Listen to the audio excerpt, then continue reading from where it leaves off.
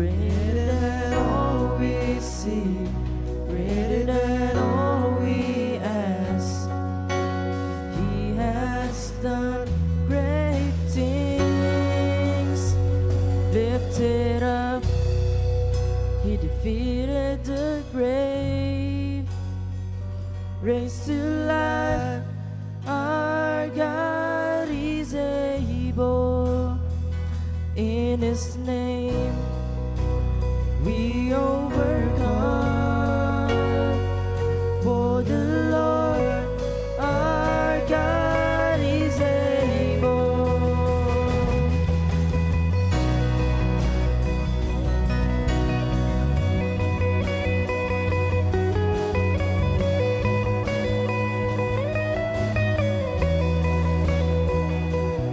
God is with us.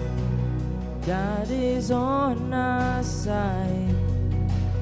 He will make a way. Far above all we know, far above all we hope. He has done great things. Lifted up, He defeated the grave, raised to life. Our God is able. In His name we overcome. For the Lord our God is able.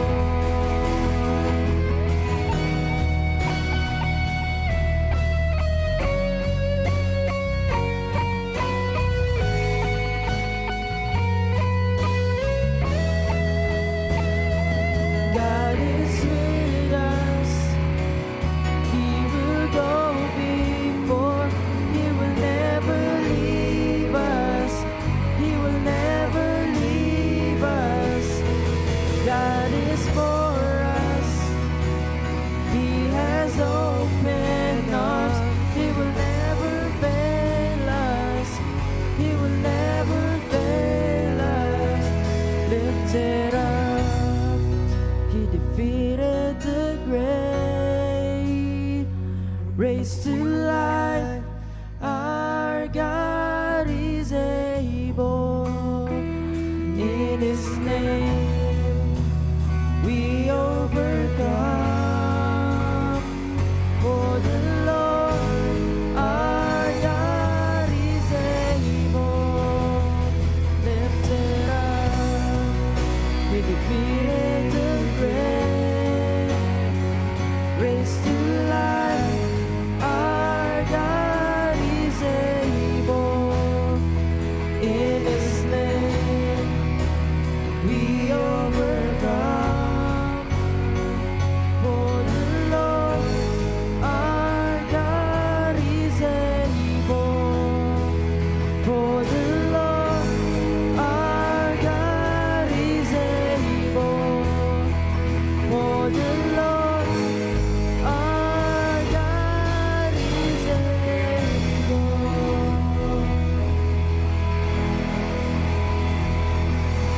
Isang pa po palakpakan tayo pagkakatamang Diyos. Hallelujah.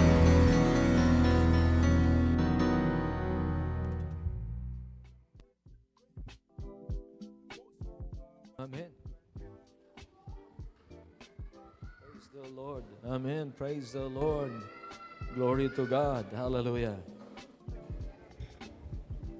Ang sabi po ng awitin, our God is able.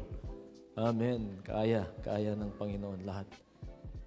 Salamat sa Diyos sa nakaraang taon ng Kanya pong pagpapala sa atin. Amen. Tayo po'y naniniwala na higit po sa 2024, tayo po ay pagpapalain ng Panginoon. Amen. Palakpakan po natin ng Diyos. Hallelujah. Sa susunod na week po ay ipagpapatuloy po natin yung mga gawain natin. Yung Monday, meron po tayong online na mentoring. Tapos meron po tayong prayer meeting dito, face-to-face every Friday. And ano pa ba? Yung Bible study po natin dito po sa Purokdos. Ano po? So ipagpapatuloy po natin yung mga gawain. Ano po? Back to regular programming. Glory to God. Kung meron po kayong mga Biblia, ay buksan po natin sa Joshua chapter 1, verses 1 up to 5. Tayo pong lahat ay tumayo bilang paggalang sa salita po ng Diyos. Joshua chapter 1, verses 1 up to 5. Ikitso niya po. Joshua chapter 1, verses 1 up to 5. Magbabasa po ako sa NIV. Joshua 1, verses 1 up to 5. After the death of Moses, the servant of the Lord said to Joshua, son of Nun, Moses' aide, Moses, my servant, is dead. Now then, you and all of these people get ready to cross the Jordan River into the land I am about to give to them, to the Israelites. I will give you every place where you set your foot, as I promised Moses. Your territory will extend from the desert to Lebanon and from the great river, the Euphrates, all the Hittite country to the Mediterranean Sea in the west. No one will be able to stand against you all the days of your life. As I was with Moses, so I will be with you. I will never leave you nor forsake you. Tayo po'y manalangin. Nagpapasalamat kami, Panginoon, sa araw na ito na inyo pong ibinigay so that we can honor you and praise you, Lord God, at mag-umpisa, Panginoon, ng pagsamba, Panginoon, ng unang linggo ng taon na kami ay pumunta, O Diyos, sa bahay-sambahan upang kami ay magbigay ng papuri at parangal, pagdakila sa iyong dakilang pangalan, O Diyos, at kami ay makarinig, Panginoon, ng mensahe na nagmumula sa iyo. Inihiling namin, O Diyos, ang pagkilos ng banal na Espiritu sa pamagitan, O Diyos, ng aming mga pananalangin, sa pamamagitan ng aming mga pag-awit ng papuri sa iyo, sa pamamagitan, O Diyos, ng pakikinig ng mga salita na nanggagaling sa Biblia. Hinihiling namin, O Diyos, ang pagkilos ng banal na Espiritu sa aming mga puso ngayon. Kami ay umaasa, O Diyos, sa iyong presensya. Kami ay umaasa sa iyo, O Diyos. Lord, higit po doon sa mga ine-expect, Panginoon, ng iyong mga anak ay iyong ipagkaloob. Kami ay naniniwala sa isang Diyos na makapangyarihan, Diyos na matapat, Diyos na nagmamahal sa amin. Salamat po. Lord, we entrust to you the worship service. We entrust to you our lives, Lord. Salamat po. Pinupuri ka namin at dinadakila. This is our prayer. In Jesus' name, Amen. Amen. Ako po ay naniniwala that we have great expectations from the Lord this year. Do you have great expectations? Kasi faith po yun. No? Pananampalataya na tayo po ay mayroong expectations from the Lord. Maaaring yan po ay mga pangarap na trabaho po ninyo. Dream job na inihiling sa Panginoon. O marahil binigay na ng Panginoon at ipagpapatuloy na lang yan. We're expecting more from God. Ano po? Maaring yan po ay tagumpay sa inyo pong mga business. Tagumpay doon sa mga inumpisahan po ninyo doon sa nakaraang taon. Ano po? At marahil yan ay kung ikaw ay estudyante, gusto mo na maging matagumpay sa iyong pag-aaral. Baka sa taong ito, ikaw ay mag-graduate, makapagpasimula ng trabaho, ikaw mag-graduate, makapagpasimula ng kolehiyo. You know? Marami ang pwedeng mangyari sa taong ito. Ano po? Marahil ay nananasa natin na maging lalong maayos ang ating mga relasyon sa ating mga mahal sa buhay, na ang Diyos ay restore yung mga nasirang mga relasyon. Ano po? Ini-expect natin sa Panginoon ang mga ito. And praise the Lord, we have hope for the future sapagkat ang Diyos ay mabuti. Amen. We have hope for this 2025 because the Lord is good and we know that He is in control. Parati naman pong ganon. Ano po? Sa bawat taon ay meron po tayong mga expectations dahil alam natin ang Diyos ay tapat, ang Diyos ay mabuti, ang Diyos ay makapangyarihan, that He is in control of everything. It will always be the year of the Lord. Parati ko pong sinasabi, every start of the year, it will be the year of the Lord. Nabibigay po sa atin, hindi po year ng kung ano-ano pa mang mga taon ng mga animals or whatever, but it will always be the year of the Lord for every believer in Christ. Amen po ba? Higit po doon sa mga nakaraang taon na lumipas, ako ay naniniwala that the Lord will reveal Himself to us more than what we expect from Him. Magpapakilala ang Panginoon. Ano po? Alam natin, even in failures, even in pain, we know that God works together for the good of those who love Him, for those who are called according to His purpose. Amen. Amen po ba? We should start the year with high hopes in God. We should expect Him to do great and mighty things in our personal lives, in our families po, and even sa church po ng Panginoon. Tapos na po ang 2024. Marahil meron tayong mga pag-uumpisa noon, meron tayong mga failures and even success, but that is a thing of the past now. Pwede tayong mag-umpisa, 2025 will be a year of God's power. Amen.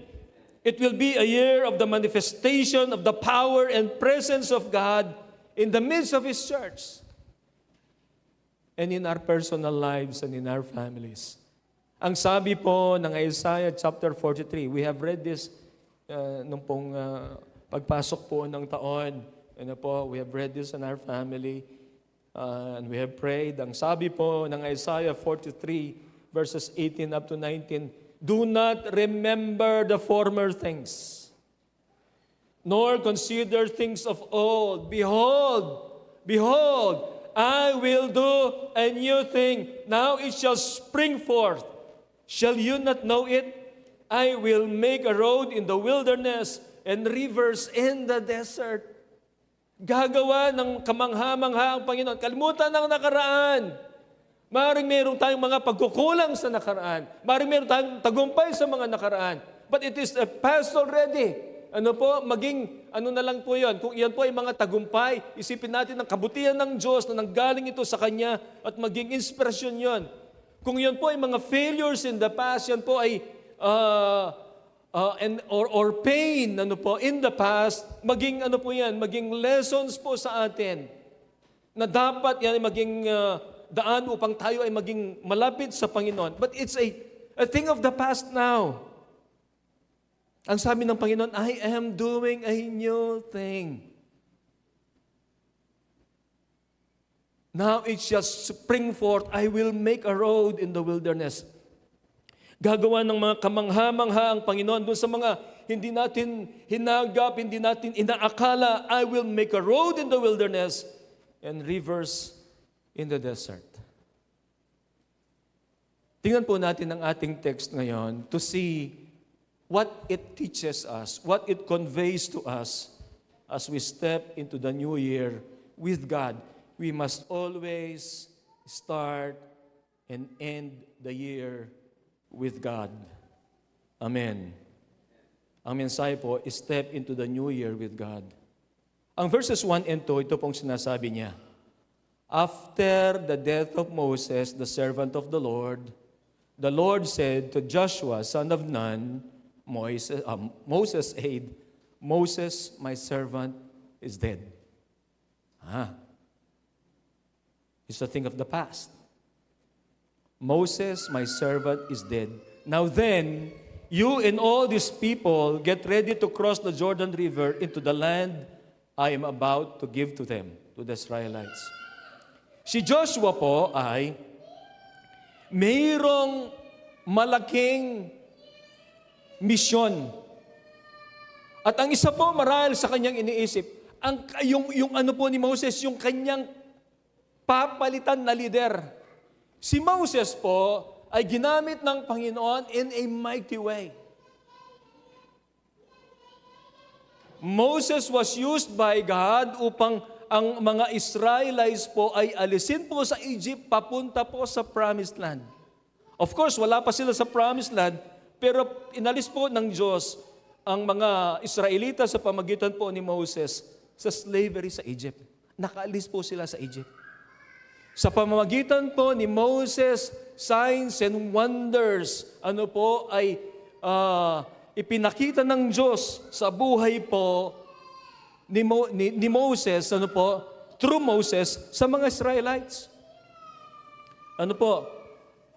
And ang makikita po natin dito ay Joshua has big shoes to fill.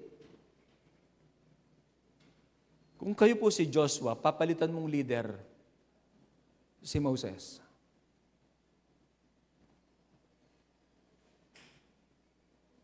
Paano yun? Ikaw dati, si Joshua po, di po ba siya yung, kumbaga, alalay po ni Moses. And now he'll be the leader of Israel. He has big shoes to fill.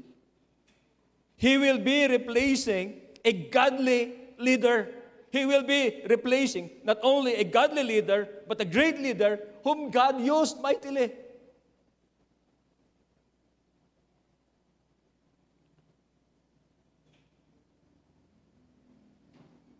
Kaya lang, patay na. Wala na.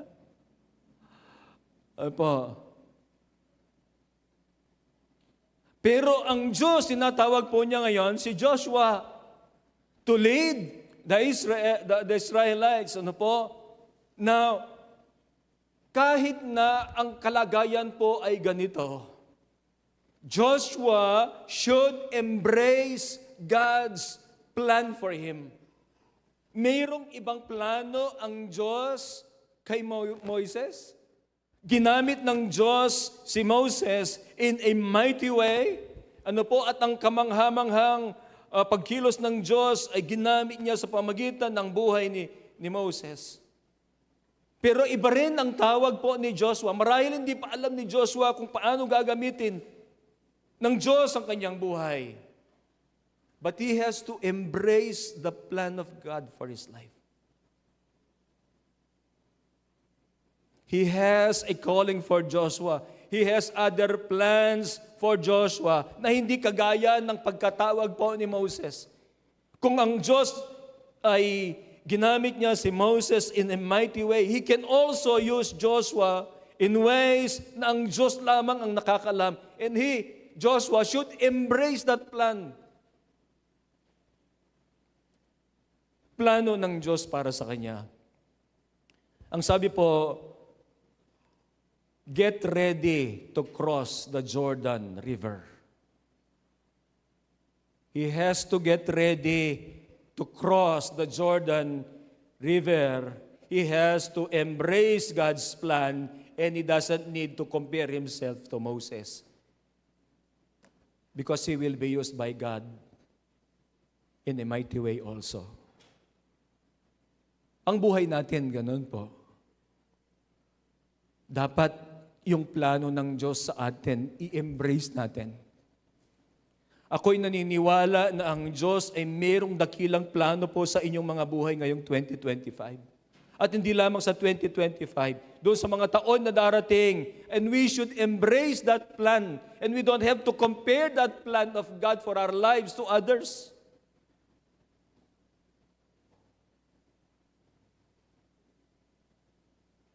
Tinatawag ng Diyos, nakalimutan na ang nakaraan. Ano po? Patay na si Moses, sabi niya.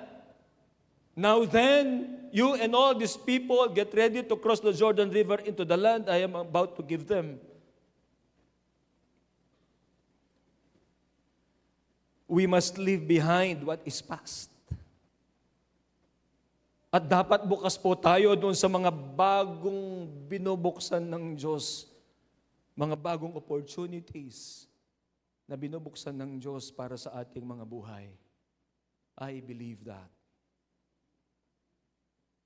Mayroong binubuksan bago ang Diyos. Mayroong binibigay na magandang plano ang Diyos sa inyo. Ito po ang sinasabi ng kanyang mga salita. Ano po? Behold, I will do a new thing. It shall spring forth. Shall you not know it? I am making a way, a road in the wilderness and rivers in the desert. We must let go of the failures of the past. We must let go of the burdens, of the past. Ang kailangan natin gawin, i-align po natin ang puso natin dun sa direksyon ng Diyos na kung saan tayo po ay dinadala. Ulit, align our hearts with God's direction for the future. He is doing a new thing in your life. Embrace that. Believe that. And God is able. Ang sabi po, God is able to do exceedingly abundantly above all that we can ever ask or think. Ephesians 3:20. God is able to do. He is doing a new thing. Embrace that. Embrace God's plan for your life. God has always a better plan than our own agenda for ourselves. Nagpaplano tayo ng mga magaganda sa ating mga buhay. Iniisip natin, ito makakaganda sa atin. Pero mas alam ng Diyos kung ano pong mas nakakaganda, makakabuti po para sa atin. Amen. And we should embrace that. We should accept that by faith that God is good and is planning good para po sa atin. Embrace God's plan. I know the plans I have for you, declares the Lord, plans to prosper you and not to harm you, plans to give you hope and a future. Jeremiah 29, verse 11. So we need to embrace God's plan. Sa verses 3 hanggang 4, sabi niya, I will give you every place where you set your foot, as I promised Moses. Your territory will extend from the desert to Lebanon and from the great river, the Euphrates, all the Hittite country, to the Mediterranean Sea in the west. Sinabi po ng Diyos ang mga boundary na kailangan po nilang i-conquer the promised land. Ayan, yung mga boundaries, promised land. Nangako po ang Diyos. Nangangako po siya dito, I will give you every place where you set your foot. It's a promise. Kailangan po si Joshua would stand on God's promises. Upang mangyari po ang mga ito, kailangan po niyang paniwalaan. Kailangan siyang tumayo doon sa mga pinangako ng Diyos na ito. And all throughout the year, we must stand on God's word. All throughout the year. Sa buong taon at sa bawat araw ng ating mga buhay, we should stand on God's word. Yan ang ating yung ating babasahin, yung ating ipapamuhay sa bawat araw. The word of God is forever and can be trusted. Ang sabi po ng Isaiah 40 verse 8, the grass withers, the flowers fades, but the word of our God stands forever. Yan ang mananatili. Ang sabi po ni Jesus, lahat yan nawawala, but not a single stroke of a pen. Doon po sa salita ng Panginoon ay mawawala, it will remain forever. Now, kung ito ay mananatili pala hanggang wakas, hindi kaya dapat ang buhay natin, dyan natin po ipundasyon? na hindi mawawala ang salita ng Panginoon. Lahat po ng nakikita natin, mawawala po yan. Lahat. Eventually. Lahat. Ako, nakikita nyo, mawawala. Lahat ng ito, mawawala po yan. Eventually. But the Word of God stands forever. Ang mga pangako po ng Diyos, ito ang mga pundasyon natin doon po sa ating confidence in the future. Bakit tayo mayroong confidence sa future? Dahil mayroong Diyos. Ano po? Dahil mayroong mga pangako ang Diyos. Why do we have hope for the future? Because we have a God who promised na ang future ay magiging mabuti para sa atin. The best is yet to come. Para doon po sa mga naniniwala sa Diyos. It will always be the best is yet to come. Dumating ngayon, isipin mo, best yan for a believer in Christ. Mayroon pang ibibigay ang Panginoon sa darating. It will always be ganun po na the best is yet to come.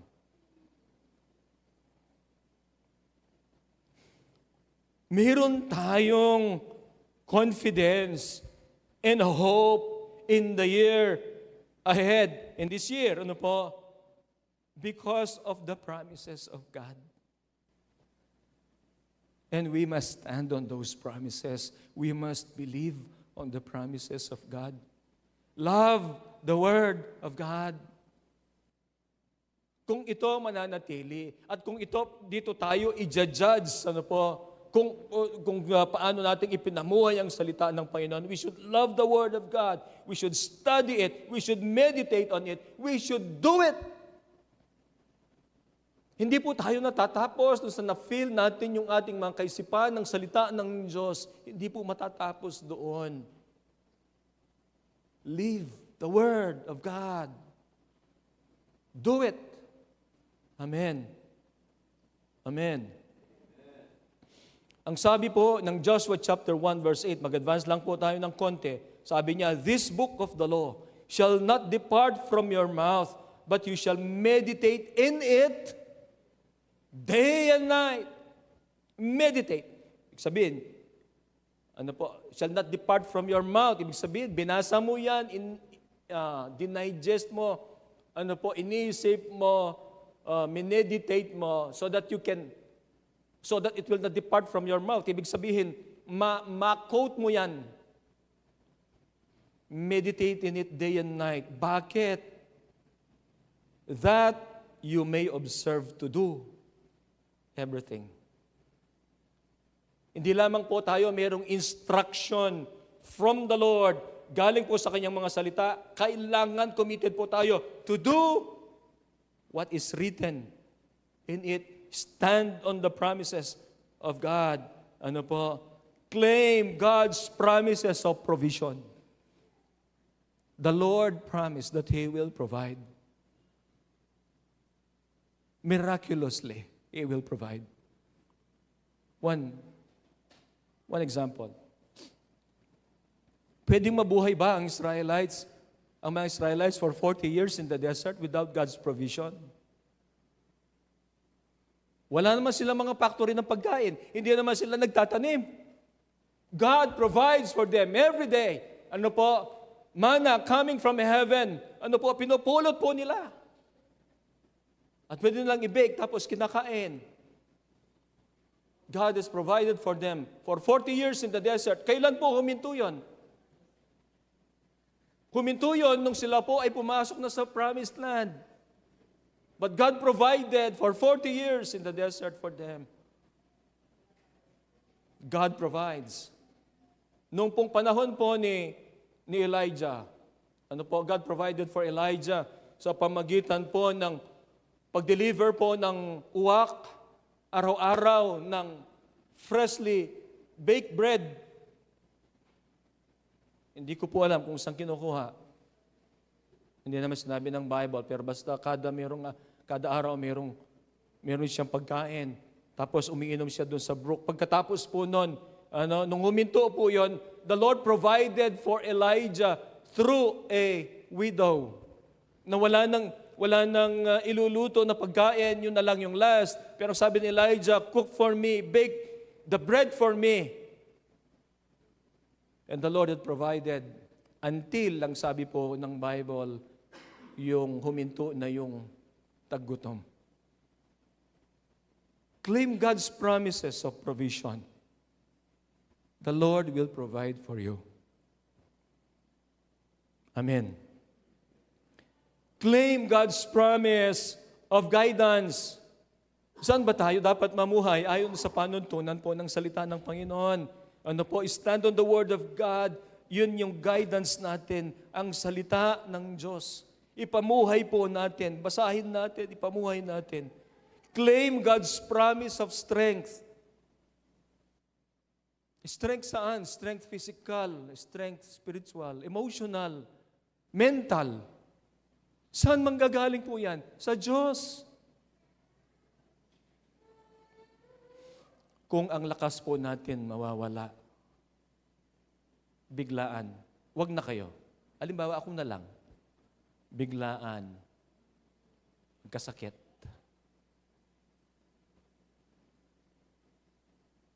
Alam po ninyo, yung experience ko mga August 2023. Operasyon lang na hindi naman ganun kadelikado, no po.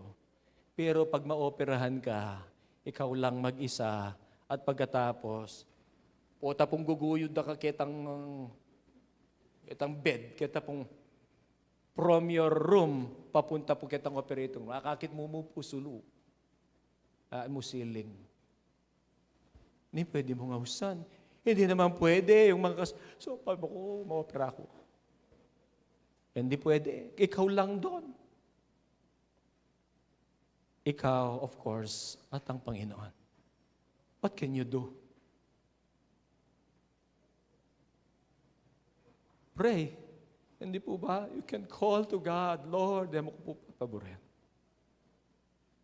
Sa mga operasyon, there is always a risk, hindi po ba? At kapag ikaw ay, hindi ko makakalimutan, parang nakikita ko po yung mga ilaw ng hospital eh.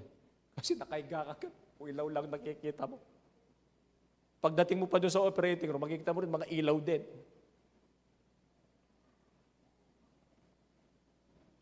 Strength. Mawala ang lakas ng katawan na to. Pwedeng mawala in an instant. Hindi natin alam. Pero sino ang magpapalakas atin? Ang Diyos. Mayroong mga panahon ng emotion natin ay mahina. Kailangan natin ng emotional strength. Sinong pinupuntahan natin? Ang Diyos ang siyang pwedeng magbigay niyan. Limited ang pwedeng ibigay po ng mga tao. But the Lord will be the one to give us strength. Physical, spiritual, emotional, and even yung pong mental strength natin. Stand on God's promises. Believe. Maniwala po tayo. Amen. At the end po, at the end of our lives, ano po, ang mahalaga yung faith natin. Kapag palapit na. Believe and walk in faith. Knowing that God's word is true. Knowing that God's word is sure. Knowing that God's word is trustworthy. Ang mapanghawakan po natin yan. Meron pong nagpatotoo kaninang umaga sa San Antonio, no po, si Don. Kung bago yung merong nagpapatotoo. Hindi man nagpapatotoo yun eh. Biglaan yung sakit niya. Inisip niya, yung nararamdaman niya parang maalis din, pero hindi naalis. Sa ospital at, nagpa-check up. Kaya lang, walang mga doktor. Dahil tinamaan siya 24.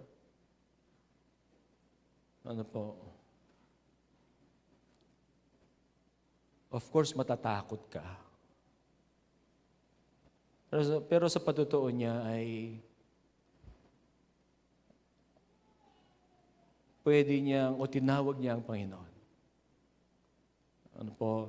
At sa pagtawag natin sa Panginoon, yung ating mga doubts, yung ating mga takot ay inaalis ng Panginoon. Amen. At madalas, yung mga takot po natin ay walang mga basis. At nung lumitaw po yung mga ay ayos naman yung kanyang mga resulta. Praise God.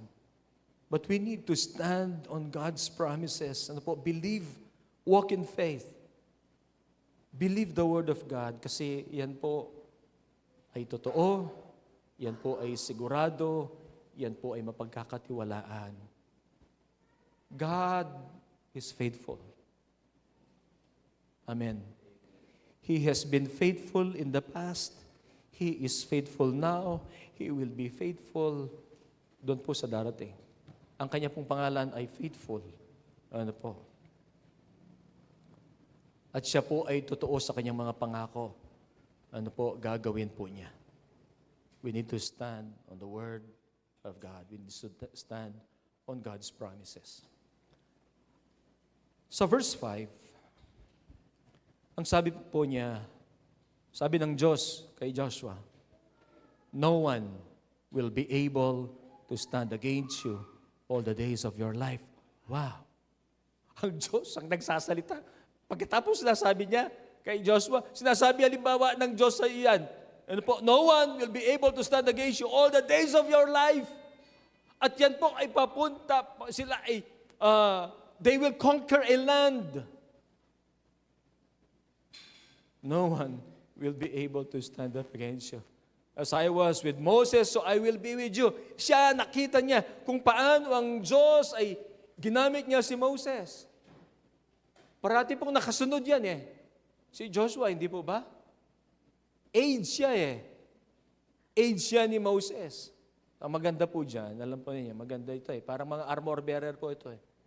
Ang maganda dyan, yung mga mensahe, kung makikita niya paano namuhay si Moses. Makikita niya kung paano ang Diyos ay ginamit si Moses. Makikita niya kung paano ang kalapitan ni Moses sa kanyang Diyos. Ano po, nakikita ni Joshua yan. Ay alam niya, sabi niya, as I was with Moses, so I will be with you. Nakita niya paano ang Diyos ay tapat, paano ginamit si Moses. Ano po? Tapos nasabi ng Diyos, as I was with Moses, I will be with you. I will never leave you, nor forsake you. Marahil ito po ay parati natin kinoquote. Sinabi ito ng Diyos kay Joshua, I will never leave you. And it is the message of God for us today.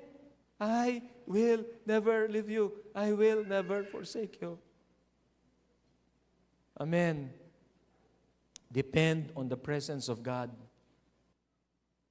Depend on the presence of God.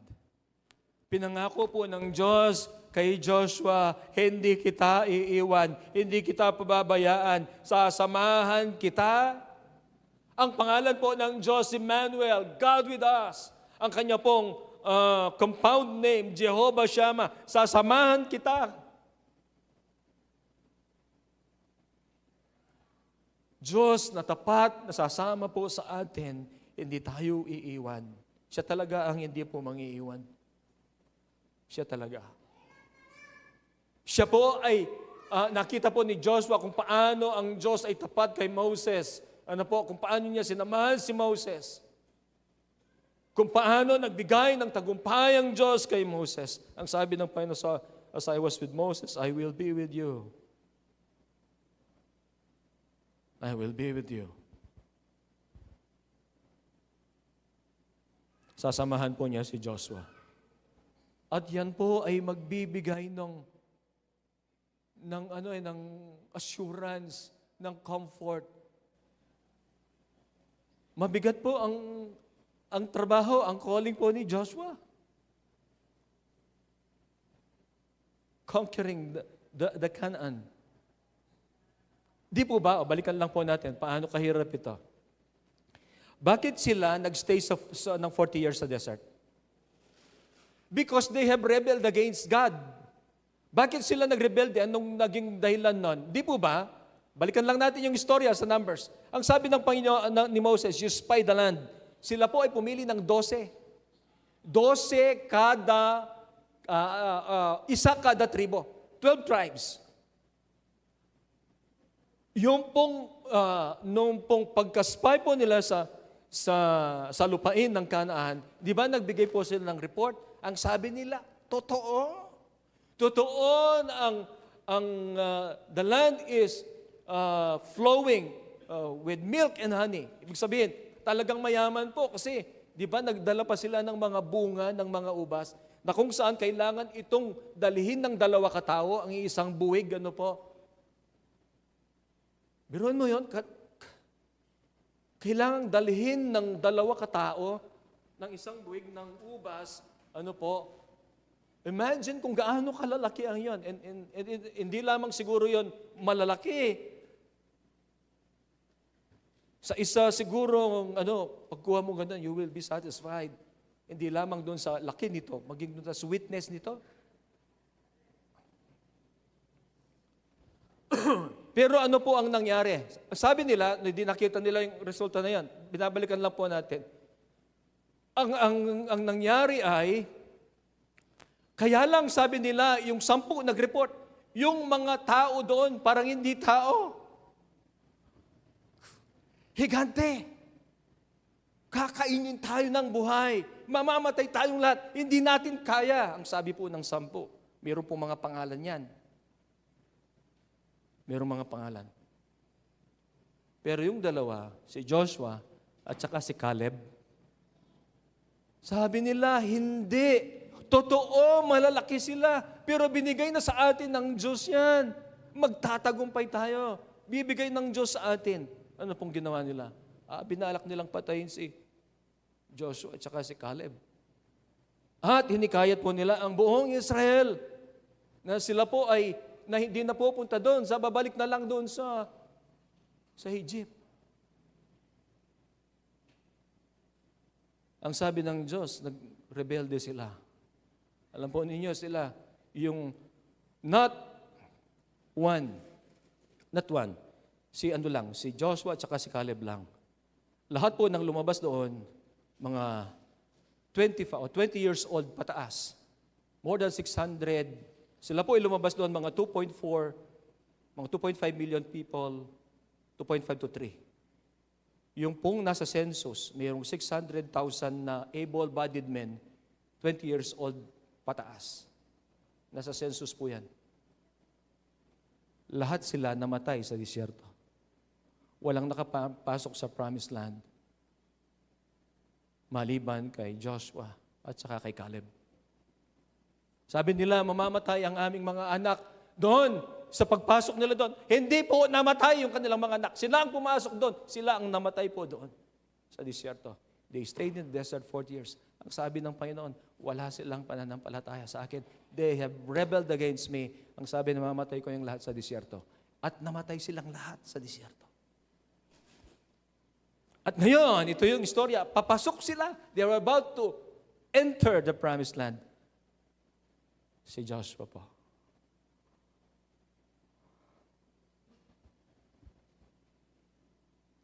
Ang Panginoon ay nagbibigay ng assurance kay Joshua. I will be with you. Ang presensya ng Panginoon ay assurance po ng tagumpay. Amen. Nagbibigay po ng assurance ang Diyos sa atin ng tagumpay. Sasamahan tayo ng presensya ng banal na Espiritu. Amen. Amen. Paniwalaan natin ang salita ng Diyos. Magbibigay ng tagumpay ang Diyos ngayong taon kung tayo ay nasa presensya ng Diyos. Apart from the presence of God, danger po yan. If this is the presence of God at tayo po ay aalis dyan, magkakaroon ng pagkakataon sa Satanas, sisirain niya ang buhay mo. The thief comes to steal, to kill, and destroy. Yan ang mangyayari doon po sa aalis, doon po sa presensya ng Panginoon. But in the presence of God, we have assurance of victory every day of our lives this year because of the presence of Jesus Christ. There will be great challenges ahead. There will be giants. Kagaya po ng nakita ng mga Israelites, there will be giants. There will be challenges. There will be great problems. But we will be victorious. Amen. Naniniwala po ba kayo doon? We will be victorious. There will be great challenges, giant-like challenges, but we will have great and powerful victories because of the God who is in us. Amen. Nakagaya po ni Joshua, nakagaya po ni Caleb. Naniwala sila sa Diyos. Malalaki yung mga higante doon. Pero pinangako ng Diyos na tatalunin natin ng mga yan. At mananalo tayo. Pumasok ba sila sa promised land? Pumasok po sila. Nakapasok po sila sa promised land. And after 40 years, alam po ninyo, sabi ni Caleb kay Joshua, ibigay mo sa akin ang bundok na ito. As I was 40 years then, nandito pa ang aking lakas. Aakyatin ko pa ang bundok na ito. Lalabanan ko pa yung mga nandyan. Because of the presence of God. Amen. Victory is sure. We need only to depend on God's presence. No need to worry. Inassure na ng Panginoon po yan eh. Ano po? I will be with you. Yan po ang mahalaga. All throughout the year, let us desire the presence of God in our lives. Amen. I-prioritize natin ang relasyon natin sa Diyos. Yan po ang mag-sustain sa atin for the whole year. Kahit na ano pang kaharapin po natin. Ang mahirap kung minsan yung mga victories or yung success, ano po, kung wala ang Panginoon, masabi natin, it's because of me. That's why I have this victory. That's more dangerous. Nawawala ang Diyos dun sa equation ng iyong buhay. You prioritize your relationship with God. Ito po, ang relasyon na ito will be the one that will sustain us throughout the year. We need to pray. We need to read our Bible. Do what it says. Go to worship services. Go to where we can have message from the Lord. Alam po ninyo, mabanggit ko lang yung message, ano po. Darkest in the history, yung wala pong mensahe ang Diyos. And darkest will be in our lives when we do not have a message from God. Yung bang sa loob ng 400 taon, ano po, yung in between the Testament, the Malachi and Matthew, ano po, walang nagsasabi ng ganito.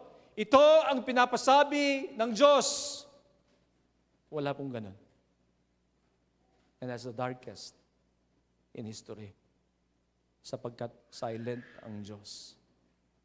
Pwedeng magbigay ng Diyos ng mensahe. Ano po? Mensahe ng pagliligtas, mensahe ng mga babala. Pero salamat sa Diyos dahil mensahe niya yan. Pero pag walang mensahe, madilim po yan. We must have a message from God.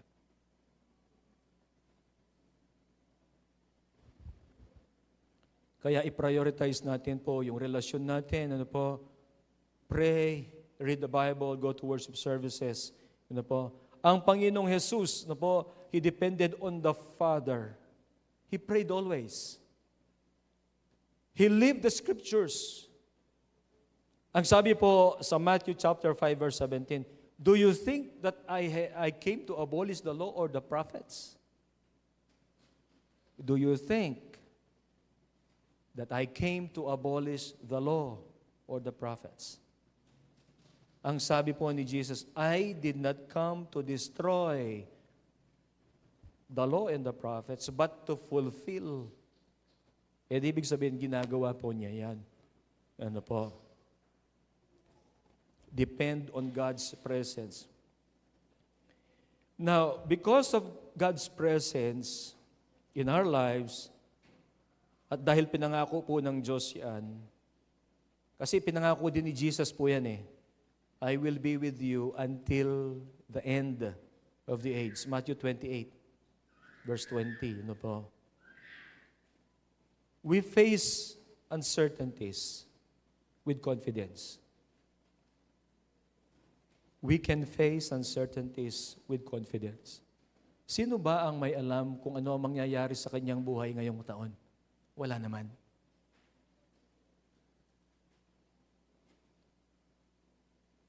Wala namang sigurado sa atin kung matatapos natin ng 2025 eh. Uncertain yan. Uncertain. But we can face uncertainties with confidence, knowing that God is with us. Knowing that the Lord will never leave you nor forsake you. Knowing that even we face death, ang sabi po ni David, even though I walk through the valley of the shadow of death, I will fear no evil, for you are with me, Lord. You are with me. You are with me. I can face uncertainty with confidence because God is with me. You can face uncertainties with confidence because God is with you. Ang pangalan po niya ay Emmanuel, God with us. Matthew 1:23. We need to commit to live every day in God's presence. Yun ang pagnasahan natin. Ang basihan lang ng tagumpay po ni Joshua ay ang presensya ng Diyos. No one will be able to stand against you all the days of your life. As I was with Moses, so I will be with you. I will never leave you nor forsake you. Bakit parati siyang magtatagumpay? Bakit walang sino man ang pwedeng managumpay laban sa Kanya? It's because of God. It's because of God. Amen. We need to commit to live every day in God's presence. Manatili po tayo doon. Pag nasahin natin na hindi tayo aalis doon sa presensya ng Diyos, hindi tayo aalis sa Diyos. Amen. And as we face the year, we need to embrace God's plan for our lives. Maganda po ang plano ng Diyos para sa atin. Amen. Trust Him with your life. Trust Him with your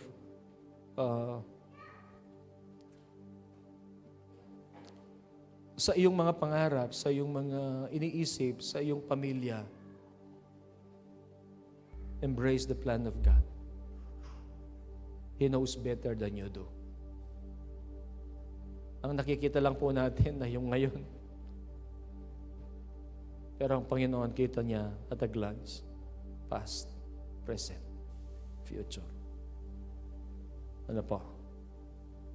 Stand on His promises. Yan po ang pwede nating panghawakan. They will stand forever. Believe the Word of God and live by it. Depend on the presence of God. Pagnasahin po na desire His presence every day in our lives. Ano po? Maging sa mga pagtitipon natin, ang nasa natin, ang presensya ng Diyos. Let us surrender to Him. Then we will face this year with courage and great expectations. And more than our expectations, ay pagkakaloob po ng Diyos.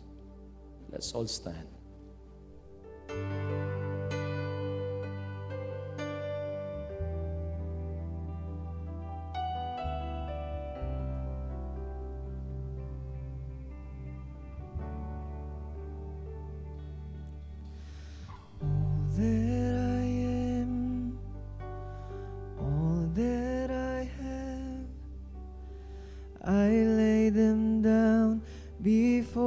you, oh Lord, all my regrets, all my acclaims, the joy and the pain, I'm making them yours. Lord, I offer my life to you, everything I've been through. Use it for your glory. Lord, I offer my days to you, lifting my praise to you. And as a pleasing sacrifice, Lord, I offer you. Lord, I offer you my life. Things in the past, things in the past, things yet unseen, wishes and dreams that are yet to come true. All of my hopes, and all of my plans, All of my plans, heart and my hands are lifted to you. Lord, I offer my life. Lord, I offer my life to you. Everything I've been through, use it for your glory. Lord, I offer my days to you, lifting my praise to you. And as a pleasing sacrifice, Lord, I offer you my life. Lord, I offer you my life. Oh, Lord, I offer my life. Lord, I offer my life to you. Everything I've been through, use it for your glory. Use it for your glory. Lord, I offer my days to you, lifting my praise to you. And as a pleasing sacrifice, Lord, I offer my life. Lord, I offer you my life. Lord, I offer you my life. Inialay namin ang aming mga buhay sa iyo, Panginoon.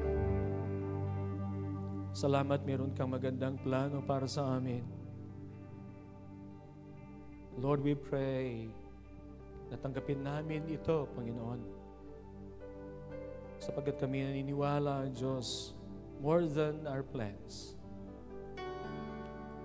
ay mas maganda po ang iyong iniisip at pinaplano para sa aming mga buhay. Turuan mo kami, O Diyos, na manangan sa iyong mga salita. Na magtiwala, Panginoon, kung ano ang iyong sinasabi at ipinapangako, Panginoon. Lord, teach us to stand on your promises. Lord, teach us to believe in your word, O God. Lord, salamat po. Dahil pinapangako mo, O Diyos, ang iyong presensya, your abiding presence in our lives. Dalangin namin, O Diyos, na ito ay pagnasain namin, Panginoon, at every day of our lives, ang iyong presensya, Panginoon, ay manatili sa aming pong mga buhay. Salamat po. We pray that you continue to be with us. We pray that you continue to bless us, Lord God.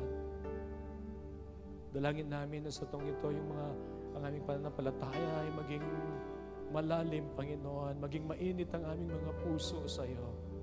And that we continue, Lord God, to entrust our lives and dedicate our lives and serve you, Lord God, sa taong ito and all the days of our lives. Salamat po. Thank you for your presence.